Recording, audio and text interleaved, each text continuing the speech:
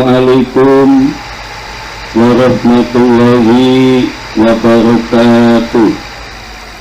Bismillah, alhamdulillah, wassalatu wassalamu ala rasulillah wa ala alihi wa sahbihi wa mawalah, la hawla wa la quwwata illa billah, amma ba'du.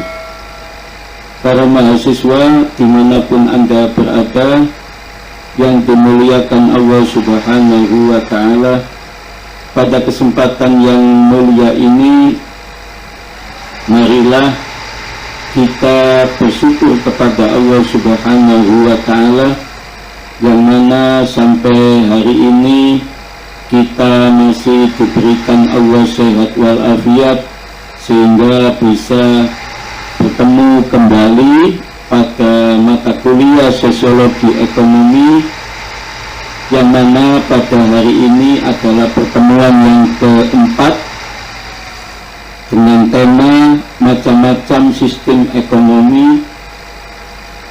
Dosen pengampu saya sendiri, Dr. Haji Muhammad Shokik MSI.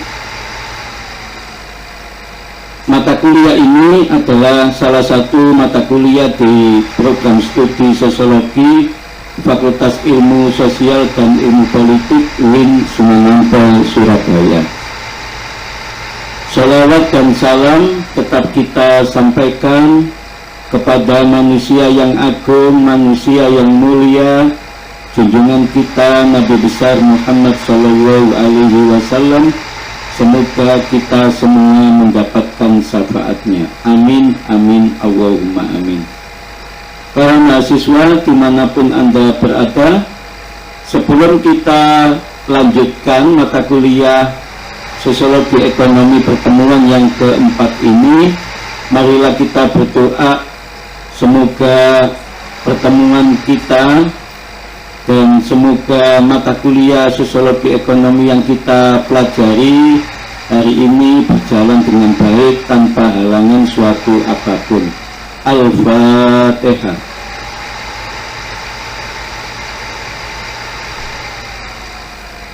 Amin, amin, amin, Allahumma amin. Para mahasiswa dimanapun Anda berada, pada pertemuan yang keempat mata kuliah Sosiologi Ekonomi program studi Sosiologi Fakultas Ilmu Sosial dan Ilmu Politik UIN Sunan Ampel, Surabaya ini, tema kita adalah macam-macam sistem ekonomi. Sebelum kita membahas lebih jauh tentang macam-macam sistem ekonomi, maka pada kesempatan yang baik ini kita sampaikan dulu apa itu pengertian sistem ekonomi. Ada beberapa ahli yang menjelaskan tentang apa itu pengertian sistem ekonomi. Yang pertama, Dumeiri. Tahun 1966, Dumeiri mengatakan bahwa sistem ekonomi merupakan sistem yang mengatur hubungan ekonomi antara manusia dan pembentukan kelembagaan dalam suatu tatanan kehidupan. Sistem ekonomi tidak harus berdiri sendiri, tetapi berkaitan dengan pandangan, pola, dan filsafat hidupnya. Ia juga yang mengatur serta menjalin hubungan ekonomi antar manusia dengan seperangkat kelembagaan dalam suatu ketahanan. Ini sistem ekonomi menurut Dumeiri. Yang kedua, sistem ekonomi menurut Gillarzo tahun 1992. Gillarzo mengatakan bahwa sistem ekonomi merupakan cara yang digunakan untuk mengkoordinasikan perilaku keseluruhan masyarakat dalam menjalankan kegiatan ekonomi, baik itu produksi, distribusi, konsumsi, investasi, dan lain sebagainya, sehingga menjadi satu kesatuan yang teratur dan dinamis, juga dapat menghindari terjadinya kekacauan. Para mahasiswa dimanapun Anda berada, pengertian sistem ekonomi yang ketiga oleh McEachin bahwa sistem ekonomi dapat didefinisikan sebagai seperangkat mekanisme dan institusi yang menjawab pertanyaan apa, bagaimana, dan untuk siapa barang dan jasa dibuat.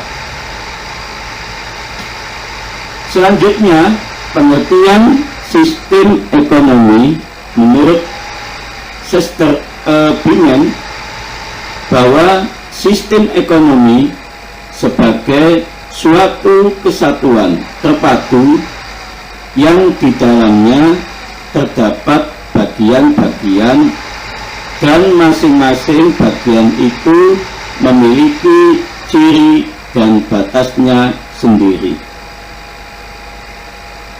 Yang kelima, pengertian sistem ekonomi menurut Gregory Grossman dan M. Manu, yang dikatakan sistem ekonomi itu adalah sekumpulan yang terdiri atas unit, agen, serta lembaga-lembaga ekonomi yang bukan saja saling berhubungan dan berinteraksi, akan tetapi juga pada tingkat tertentu saling mempengaruhi.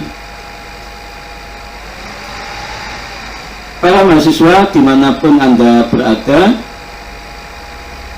kemudian pengertian sistem ekonomi yang keenam menurut Muhammad Hatta, sistem ekonomi itu adalah berdasarkan pada asas kekeluargaan. Kemudian pengertian sistem ekonomi yang ketujuh menurut L.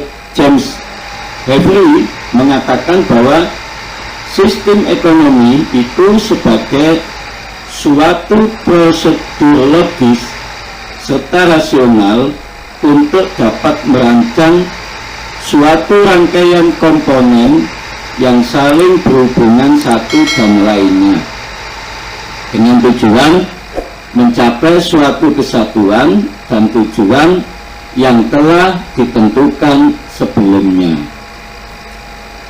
Para mahasiswa dimanapun Anda berada, setelah kita mengetahui tentang pengertian sistem ekonomi tadi dari beberapa ahli itu, diharapkan Anda semua itu nanti bisa menjelaskan apa itu pengertian sistem ekonomi.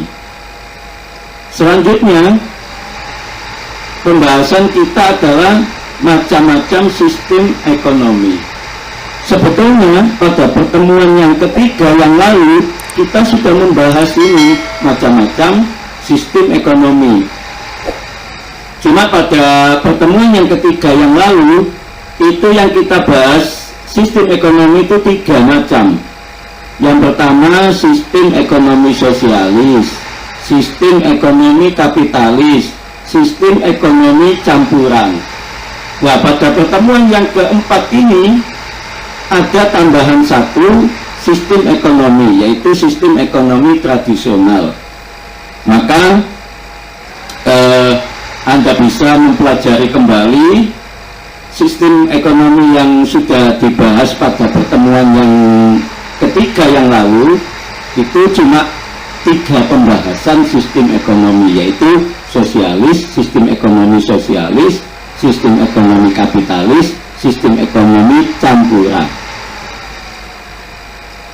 Jadi pada pertemuan yang ketiga yang lalu sudah dijelaskan ini, mulai pengertiannya, kelebihan dan kekurangannya.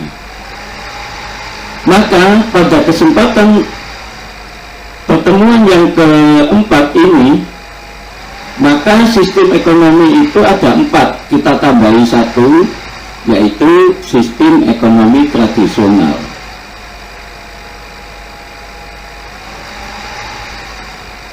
Apa sih pengertian sistem ekonomi tradisional itu? Secara terminologi, sistem ekonomi tradisional itu sebagai sistem paling konvensional dengan dua elemen utama di dalamnya, yaitu menghargai tradisi dan minimnya jumlah limbah yang dihasilkan. Sistem ekonomi tradisional sendiri itu identik diterapkan di masyarakat pedesaan dengan hasil ekonomi berupa pertanian. Cara transaksi yang digunakan dengan cara bertukar barang, sebab hasil dari alam dan tenaga manusia adalah modal utama di masyarakat saat itu. Saudara-saudara, dalam sistem ekonomi tradisional, pemerintah tidak berhubungan langsung dalam aktivitas ekonomi. Ia hanya berperan sebagai penjaga ketertiban. Tujuan utama sistem ekonomi ini sendiri hanya sampai kepada kebutuhan hidup sehari-hari masyarakatnya yang terpenuhi, bukan mencari keuntungan.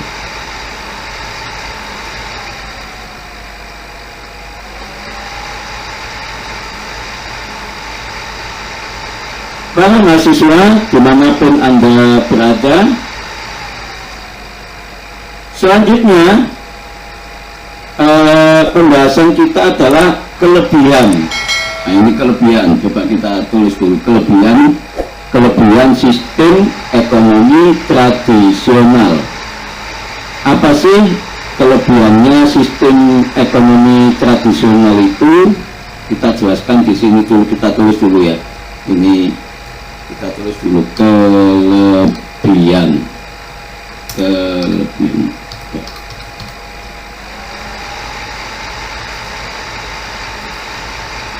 Kalau itu kelebihan, di bawahnya kekurangan. Bentar. Nah, ini di sini kita tulis kekurangan.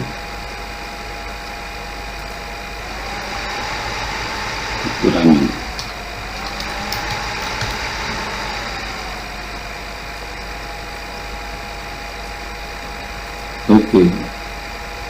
Saudara-saudara sekalian, dimanapun Anda berada, setelah kita mengetahui pengertian sistem ekonomi tradisional itu apa, maka selanjutnya adalah kita membahas apa sih kelebihan sistem ekonomi tradisional itu. Kelebihan sistem ekonomi tradisional itu ada 4.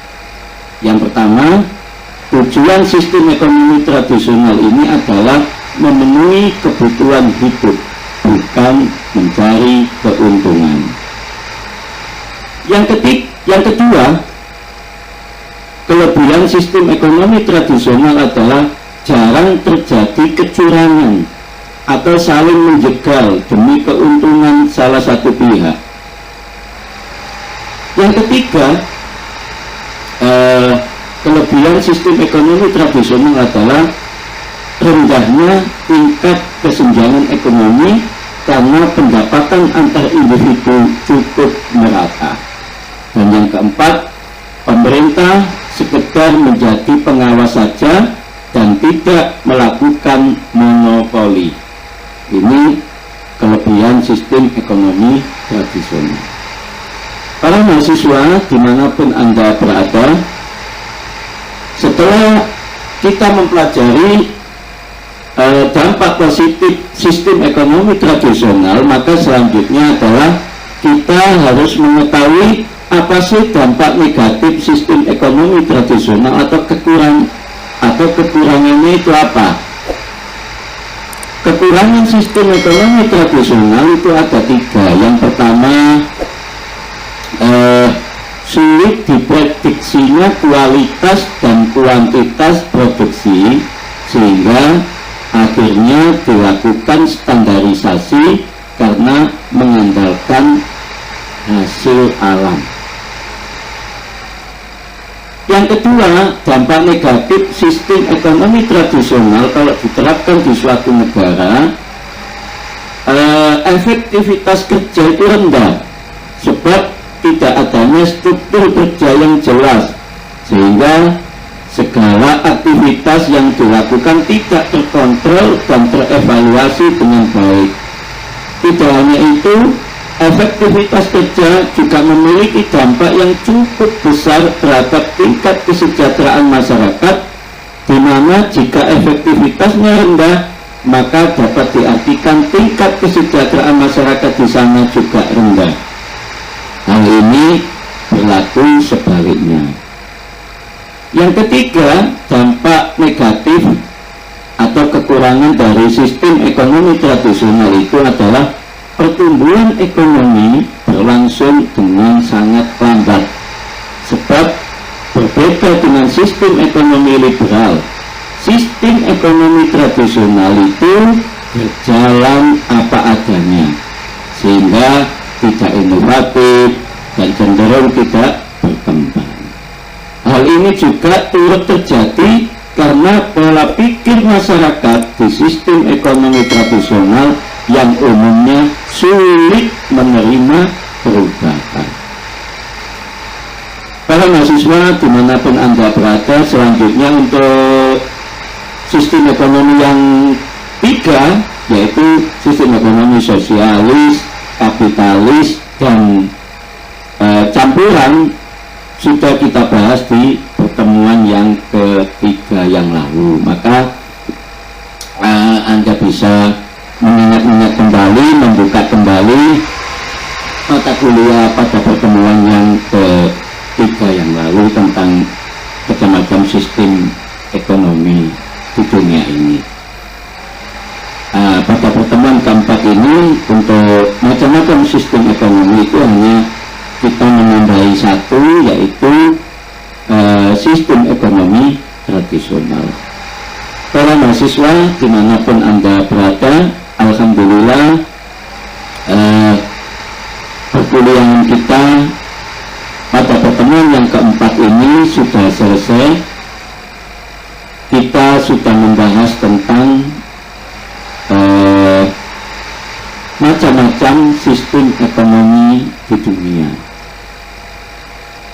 sehingga dengan pertemuan yang keempat ini diharapkan Anda semua selaku mahasiswa bisa menjelaskan kembali tentang macam-macam sistem ekonomi dunia, kemudian bisa menjelaskan tentang pengertian sistem ekonomi dunia, dan yang selanjutnya Anda bisa melanjutkan tentang macam-macam sistem ekonomi dunia, baik itu dari segi dampak positif dan dampak negatifnya. Semoga Anda sukses. Saya doakan Anda sukses di dunia dan di akhirat. Salam sehat dan salam bahagia. Dan kita berjumpa kembali minggu depan dalam waktu dan jam yang sama. Semoga perkuliahan kita yang keempat ini, pada pertemuan yang keempat ini, mendapatkan keberkahan dan menjadikan ilmu yang bermanfaat di dunia dan di akhirat. Amin, amin, amin, Allahumma amin. Hadanallahu wa iyyakum ajma'in wa wal muwafiq ila aqwamit thoriq. Assalamualaikum